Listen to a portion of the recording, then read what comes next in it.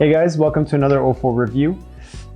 Today we're going to be starting a new series on the channel called A Not So Brief History Of. And in this series, we're going to try to take a look at the history of the releases and the story behind whatever subject we decide to go over. You know, either be it kicks or gadgets. In today's episode, we decided we're going to take a closer look at the history of Yeezys and from when it started till date.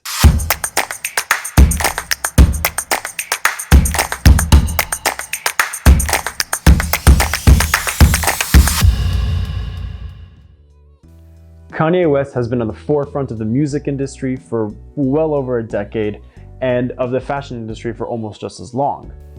The guy's outreach is incredible, and I don't think it's far-fetched to say that he will forever be remembered as one of the most influential people of our generation in his respective industries.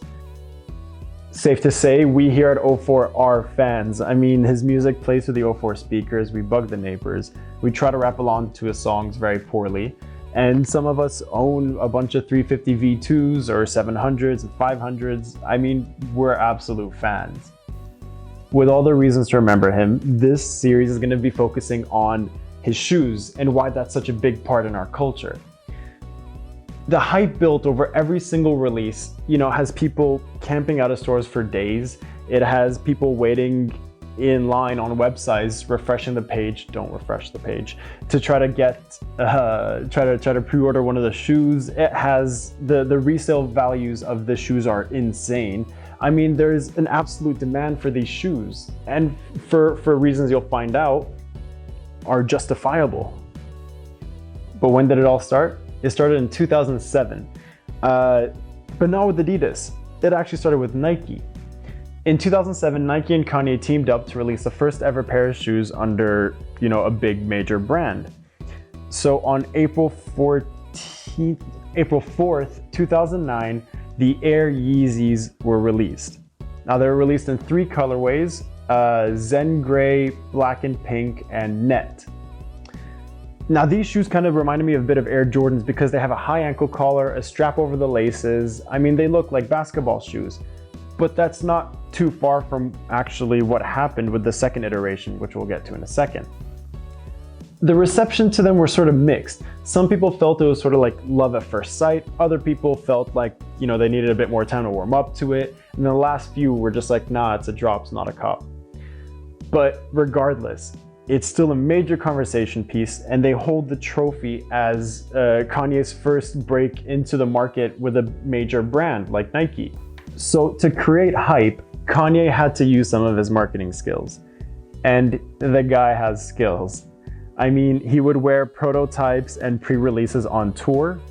He would make wild proclamations and declarations on Twitter and in his songs.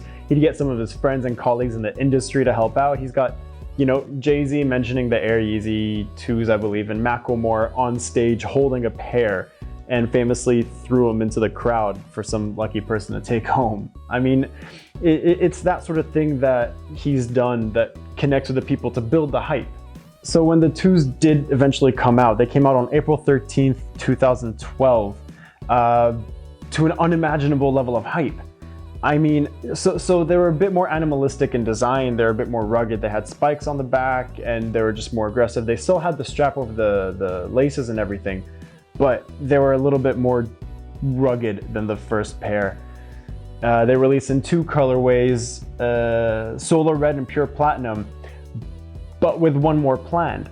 However, before the release of the 3rd colorway, Red October, the Red Octobers I should say, Kanye had ended up cutting ties with the swoosh brand. Nike had refused to give him what he wanted in the original deal. He wanted royalties on all of the pairs sold, and Nike refused to give it to him. So he felt it was time to walk away. But in 2014, to everybody's surprise, Nike eventually did sell the Red Octobers. They put it on their website as an exclusive, and they did very little marketing for it.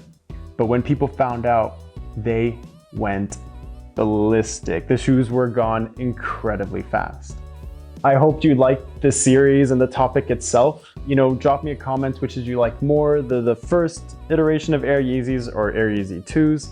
Don't forget to subscribe to catch the future videos and also catch the videos that I've done in the past. If you want to get in touch with me directly, you can follow me and DM me on Instagram at o4_reviews. And next video, we'll look into the drops of 2015. So I'll see you guys then.